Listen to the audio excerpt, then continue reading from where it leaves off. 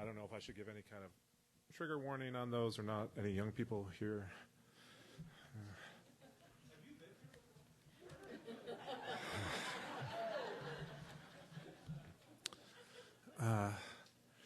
Okay, then I will take that and run with it.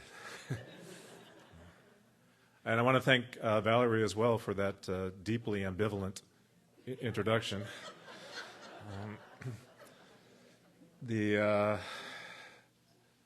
My wife, yes, it's true, is here to follow up on whatever it is I'm about to say on desire and Tantra. My daughters know just enough about Tantra and me to steer really clear of that, so they're home sleeping. They won't. It's the last thing they want to hear their dad talk about. I do feel if you are new or you have no idea who I am and there's no reason that you should, I do feel like I should, again, just say one word about my bio, and I'm thinking I should add a line to it because I completely understand if you're sitting there yet again thinking, why is the business ethics professor at Grand Valley talking about the things I talk about, which is in the last recent, like neuroscience and psilocybin and now Tantra. It's like, what do they have, like classes in tantric business, or something? It's like our students go to work for the Tantra department at Meyer and Amway. It's like, what are those sales numbers on Tantra this month?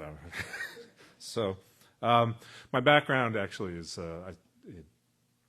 my graduate work is in comparative religious ethics with a focus on Buddhism and Christianity. And I have both an academic and personal interest in Buddhism, starting with what's called mainstream or Vipassana Buddhism, and then making my way through and spending many, many years as a somewhat slow and dim-witted acolyte of various Tibetan teachers in what's called the Vajrayana tradition. So when I'm talking about that today, that's where I'm coming from. Wonderful meditation. Kind of really sets up a lot of these dualities and non-dualities that Tantra will get to. But Valerie mentioned this is part 2 of a talk. Yeah, they invited me out in July, 6 months ago, to talk about it. So I hope you all done your homework. You've gone back. You've reviewed the first talk. You remember where we left off on that one? That I was saying something about, I'd worked my way through literature and poetry and religion and philosophy, and still was struggling with the notion of desire, and obviously that changes 20s, 30s, 40s, 50s, and now 60s. I turned 65 in October. I know, it's hard to believe. So, but, I don't think of myself as susceptible to these things, but wrong again. 65 is such a signifier in this culture, right? It's such a marker. Social Security and Medicare and retirement and, thanks for playing, but you're kind of old and you're kind of creepy and it's time for you to go, and, that sort of thing. I am not going, but it did make me pause for a moment. Okay, what's the nature of desire? What do I really want now? And that, for a philosopher, that, of course, mushrooms into the question of, well, what do we all really want? What do we want? How does that change? How does that transform?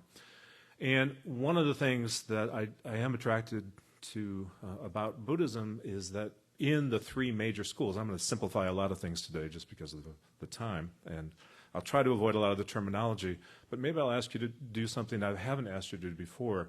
If I start talking about notions like emptiness or non-duality, and you go, man, I see you checking your phones and looking back at the clock. Go ahead and say, look, could you just maybe, clarify what you mean by that? And I'll say, no, I had not a chance in hell. And then I'll just go on, but it'll feel like it's interactive and you're involved.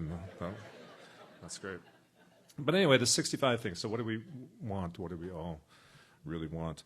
And there are lots of candidates for that, right? And C3 is a great example of the kinds of things people might want: social justice and a sustainable world and communion with others and greater love and compassion.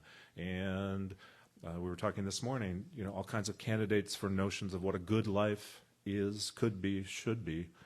And in that, it's not unusual to circle back and compare yourself now with where you were or what you were doing and what you wanted, and the difference between what you say you want and what you're actually doing, right, and what you're actually pursuing. And that's a good check. And Tantra, which, as we'll get into here in a second, is a pretty good way of helping you do battle with yourself. And we'll talk about that. But I was talking about the three major schools of Buddhism and the way they approach things. And I was introduced to this a long time ago, and I think it's a useful way to think about it. So what gets called now mainstream used to get called Theravada, but it meant little vehicle. The folks who practice Theravada weren't thrilled about that, like being put in this diminutive category.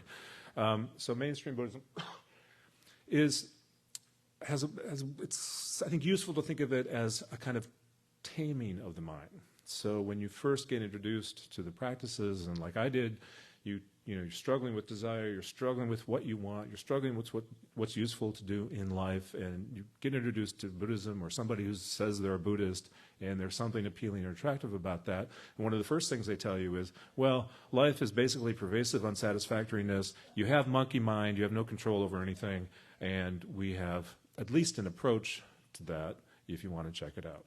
So I took myself off at a relatively young age to the Berry Center in western Massachusetts. And the technique there is, oh, hi, glad to see you. And that's the last thing they say to you for 3 days.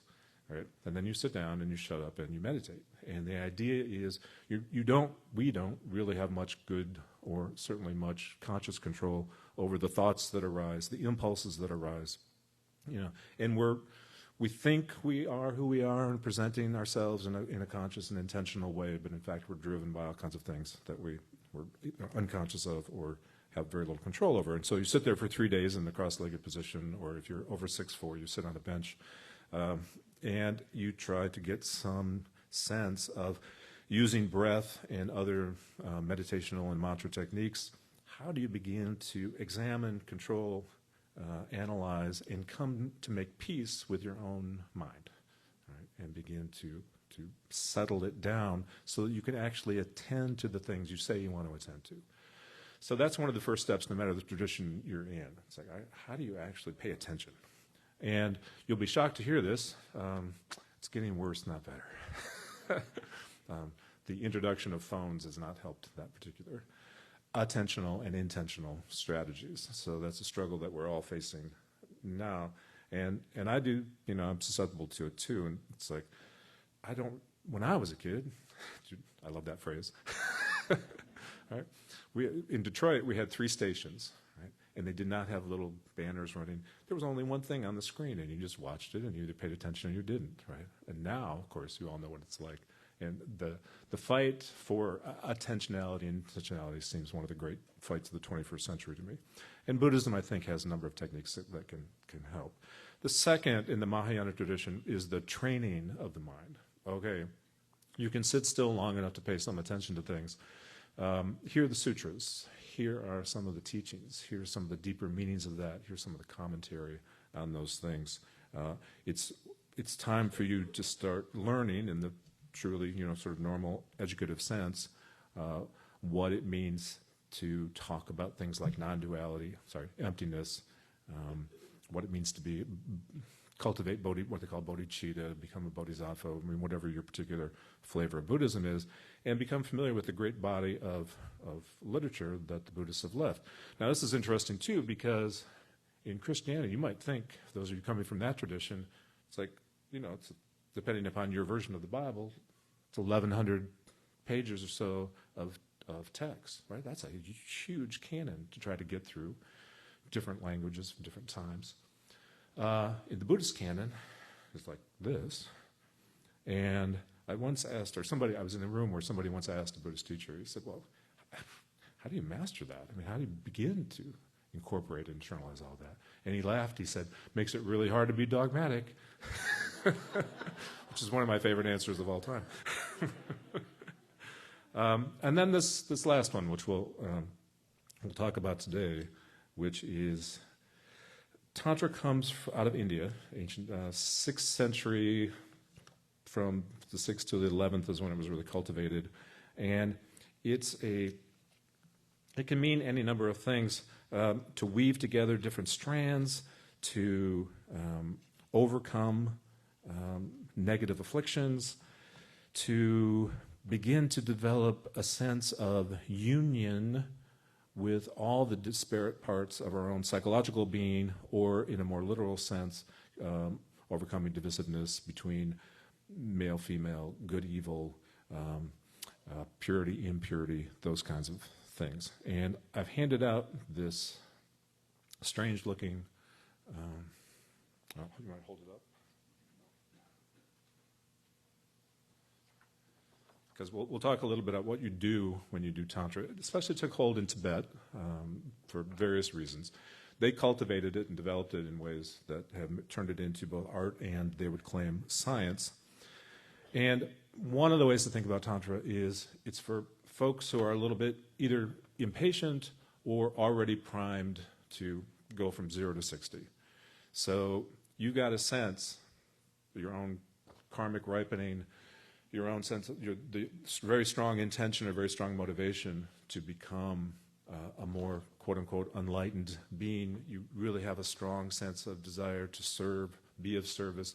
You want to really wrestle directly and almost desperately with your negative afflictions, the greed, the anger, other things that you might be, that plague us all.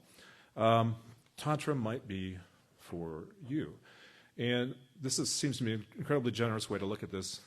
I once heard the Dalai Lama say, well, of course it's terrible that the Chinese came in and we had this Tibetan diaspora and we've lost our homeland essentially. He said, but on the other hand, he said, maybe there's something good there for the rest of the world, in that we were a bit selfish. We were keeping all these particular insights and practices to ourselves, and maybe it's time.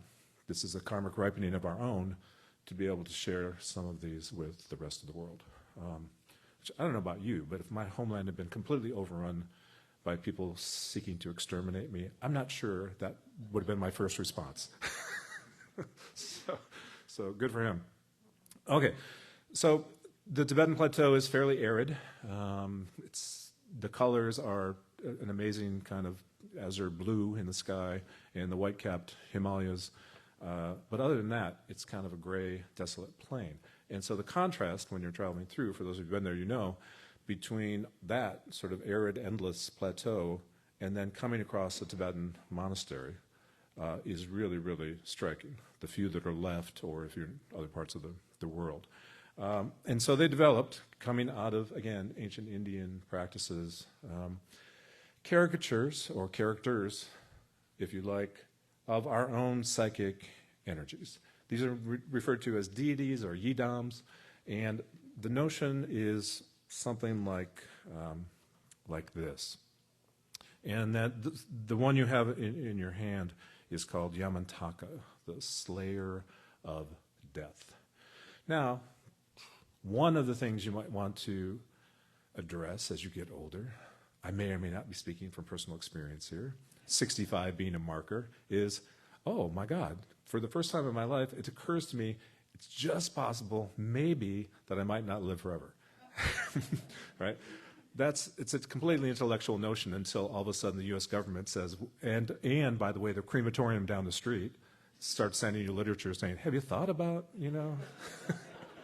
what's going to happen to you? And, you better talk with your loved ones, don't you think? I mean, frankly, we don't like the look of you. It's like, how do you even know me? So you are attempting to address, like other therapies have, right, and other traditions have, very deep-seated, very habitual, and very powerful psychological forces within yourself. So are Tibetans traditionally taught to take all this literally? Yes and no.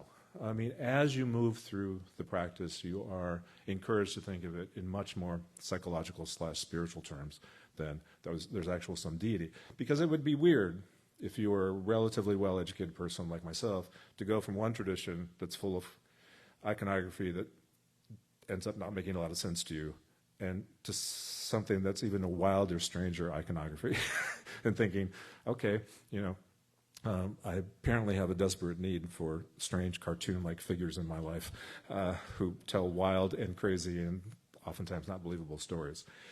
So you show up at the retreat or the monastery or the center, Dharma center, and there's usually a Tibetan in residence. And they're very friendly and very nice and welcoming. And you get handed a packet, what's called a sadhana. It's either long form or short form. In my case, the last one I did with the Yamantaka was about 40 pages or so, a transliteration of the Tibetan and Sanskrit. And characters like this, Yamantaka, slayer of death, all right? What's the point of being there for these 8 days in this intense tantric meditation? Well, it's to overcome your fear of death. Now, it's really hard, I think, probably to ultimately know if it was successful, until the push comes to shove. But it seems to me always useful to at least practice or prepare for these kinds of things. One definition that I heard of that was given for religion when I was in graduate school was preparation for death. What else could religion be other than preparation for death? Which is a way of also, of course, preparing to fully live. So you get there, and the first thing you do is go through an initiation process, which is not like hazing, though it can feel like it. And that is, you do agree, because intentionality is so important, to take this stuff seriously. That we're going to be doing some depth psychological work, some very, very intense mindfulness practices, visualization practices, and that you are taking refuge in the Buddha from whom these teachings ultimately come from in the Vajrayana tradition, in the Sangha, the community of people that you're with, and in the Dharma, in the teachings themselves. So, excuse me, you sit there and you do some basic opening meditation, sort of vipassana, get your breath right, sort of put yourself in the position to intend these things. And then what the sadhana does with both words and this visual text, the picture here, is in these 8 days, what you're going to do is come to know and understand everything there is to know symbolically about the picture in front of you. What everything means, why it's there, what its purpose is. And you are going to construct that in your mind and then deconstruct it and then reconstruct it as yourself. So the point of a lot of tantric practices, and certainly the Yamantaka and a lot of the others, is sort of to harken back to an old, it's a saying both in Hebrew and in Hinduism, thou art that. That at the end of the day, the indivisibility between the psychological energies, the potentialities, the possibilities represented by this Yamantaka, the slayer of death, is something that you as a human being possess. And if you come to understand how all of these things work together, what the symbols are, you can accomplish something like this Bodhisattva has said to accomplish. So what you do by way of starting is, like I said, go through all the various symbols that are there, and then you're in the midst of a battle with yourself, because visualization is absolute key to this. And can you concentrate and can you visualize things over a period of time where you begin to feel the power of those negative afflictions, those negative psychological traits and characteristics that we all carry with us. In this case, they actually encourage you to bring up things that you hate, things that you're angry about, right? They want you to use that energy. Everything is about transformation. Everything in Tantra is about transforming from one particular kind of orientation, usually negative, or at least has negative consequences for you or karmically, to something that's positive, from anger to patience, right? From hatred to love. And we'll get into non-duality in here in just a second, and that'll be a lot of fun. So then you begin to visualize. Now make it a little interactive. And for those of you who've done this sort of thing, don't cheat. Don't tell your neighbor what the secret is.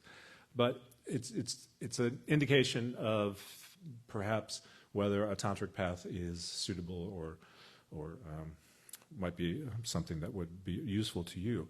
Close your eyes for a second, if you would. All right? And bring all of your concentration to your throat. So just, You just want to sit there and attend to that. Now, basic starting point visualization practice, shoot a blue ray out of your throat into the room and have it ultimately color the entire room.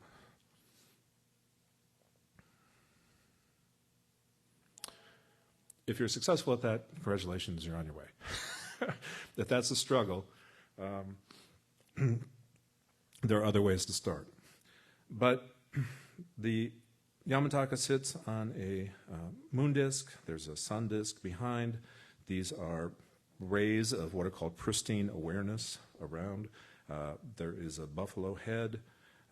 They are thought to be wrathful incarnations of otherwise benign bodhisattvas. A bodhisattva is a great-souled, great-minded being who has gone on his or her own journey, spiritual journey, and found the causes, a deep insight into the nature of suffering, an awareness of how reality is actually constructed, and in that has lost the dread, anxiety, and judgment that most of us carry around, and therefore can be present to the rest of us who are struggling. Right? And I said this morning in the pre-talk, you sometimes hear in popular Buddhism, it's like, oh, a bodhisattva, this great being who's very compassionate and very wise, they hang around postponing their own enlightenment to help other people stop being, so miserable. It's not a postponement of enlightenment. You can only do what they do, being enlightened. What they mean is that they, don't like check out to Mount Meru, go sit up in the heavens somewhere and just hang out in their own bliss. The whole point of practicing this, the purpose, we were talking about the purpose of life this morning, because I love to start at 9 o'clock in the morning talking about the meaning and purpose of life. But it was great. It was a great conversation. And the idea is, ultimately, to the extent you're buying the Buddhist diagnosis that life is this dukkha, this pervasive unsatisfactoriness, things never really work out quite the way we want. And even if you do have a really charmed life, boom, guess what happens when you're 65, or 85, or 95? It still comes to an end, right in the midst of your enjoyment of it. Things never seem to quite work out exactly the way you had hoped or wanted to. That's the cause of our suffering, one of them, this notion of impermanence and our maladaptation to impermanence. What's the other one? Or two, we don't really understand how reality is constructed. Well, we can be forgiven for that. It's hard to know how reality is constructed, right? At the subatomic level and all that. But from the Buddhist philosophical point of view, what they think we get wrong is ascribing a kind of essentialism, essential qualities to things that don't actually have them, right? So in other words, one of the classic examples is this notion of I. There's a Michaelness here. And in most other traditions, including the Hindu, the Sanatana Dharma tradition, that Michaelness is the thing that's real about me, and that will take different forms over different lifetimes, but still there is a soul there that will carry on. Whether the Abrahamic traditions or Sanatana Dharma, Hinduism. Buddhists broke with all of those. And they break with all of those by saying, you can look for it, and you can ascribe it, and you can impute it, but it ain't there, and you're not going to find it. And to this extent, we're all sort of clinging to something like that. Person, object, ideology, you name it, and ascribing a kind of separate, independent reality to those things, we're going to continue to find ourselves in this pervasive unsatisfactoriness level. All right. So what does emptiness mean? This is also one of my pet peeves. I hear, again, in popular Buddhism, everything is empty. Everything is void. There is nothing. It's not what they mean. And students come to me, and, it's like I felt the nothingness. It's like, no, you didn't. What you did was you got a bad sort of conceptual presentation of that. What they mean by this, and I couldn't be sort of adamant about this, is they mean no thingness. Right? It's not nothingness. There is no ultimate independent thingness. We're all dependent on certain kinds of conditions, consciousnesses, words. you know, I mean, it's fairly obvious when you think about it, right? It's like we're just dependent and interdependent in all sorts of ways. Nobody gets through anything or builds or constructs anything without a lot of help and interdependence. To the extent that we cling to that notion of independence, we continue to suffer. So how does Tantra help with that?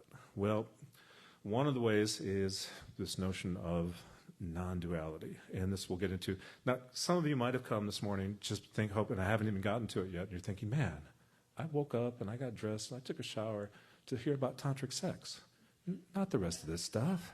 It's like, Tantra, where is the sex, man?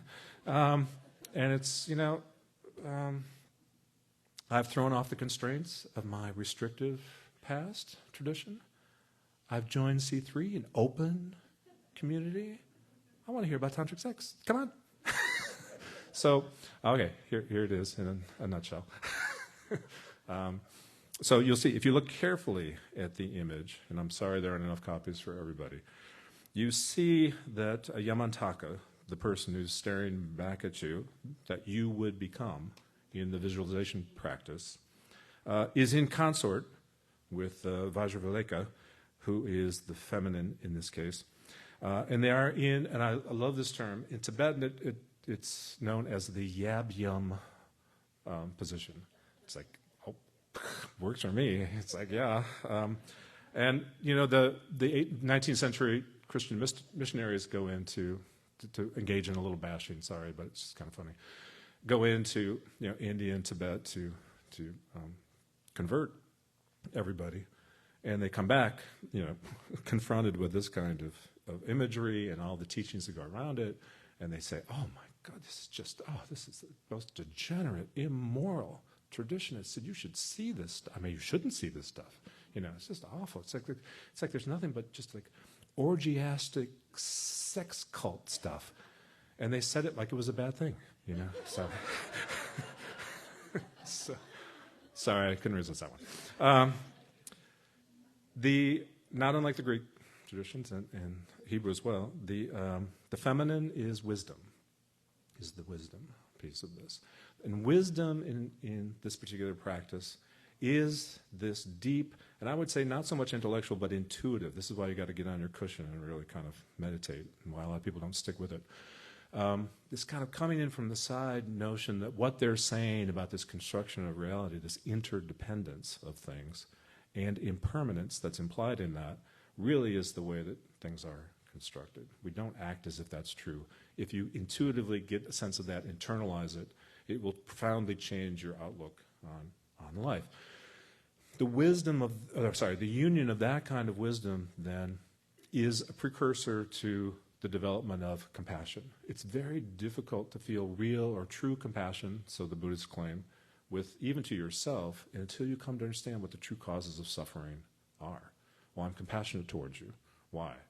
Well, because you're suffering. Well, why am I suffering? I don't know. You just look like you're suffering. And it's that's empathy or sympathy. You know, it's nothing to be scoffed at. But if you're actually going to be of use to somebody, it's helpful to know what it is to address in terms of their worldview, their construct of things, and your own, that will begin to change that around. And so, back to the experiential, there I am, 8 days in upstate New York, the Namgyal Monastery for this particular one. And I'm raised as a skeptic. You know, I'm doing this Buddhist stuff because I've tried everything else. You know, it's like there's got to be something.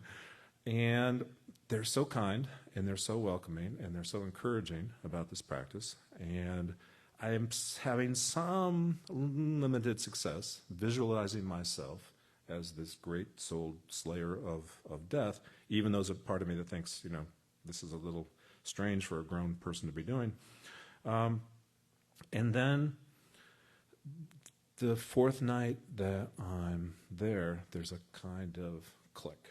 You know, you've probably all had some kind of aha moment of one kind or another in some tradition or another, or walking through the woods or in partnership. And it goes to this representation of this union between wisdom and compassion. And it really is ecstatic, right, in the Greek sense, out of oneself, no longer oneself. What's the whole point of a lot of what I've heard at C3 over the years, and probably what I've said, is, the ego is the obstacle. Right? I mean, that's pretty much common cliche, but we get in our own way an awful lot. So the techniques, and in this case, Tantra techniques are the most powerful ones I'm aware of, that can get you to an ecstatic, out of myself, ego diminishing position that helped at least me in some cases realize, not intellectually but intuitively, oh, there is something beyond seeing the world just in dual terms, purity, impurity. I'm always comparing something if I'm thinking dualistically. Right? I want to live a pure, holy life. Well, what does that mean? It means I'm obsessed with what's impure and unholy. I'm thinking about that half the time. How do I get beyond that? The intuitive, instructive, almost trance-like meditative postures of the Tantra were a way for me to finally see, oh, there is a way to transform desire, a desire that I was trapped in, into a desire for something like, as imperfect as it definitely is, a life that could be directed beyond my own ego. And so let's see, we're getting on time. I can go on this, I'm sorry. But my recommendation, the reason I want to do part 2 in the Tantra, and to talk about it a little bit, is there are lots of powerful techniques, therapies. You've heard me some of you have heard me talk about psilocybin, which I'm also a big fan of in terms of transformative behavior. What encourages me about this, whether it's whatever your chosen path might be, is that we as human beings have developed 2, 3, 4, 10, 12 real, practical, and consequential ways to get beyond our normal, constricting ego. That seems to me, as they used to say in my church, the great good news of today. So, thanks for your time.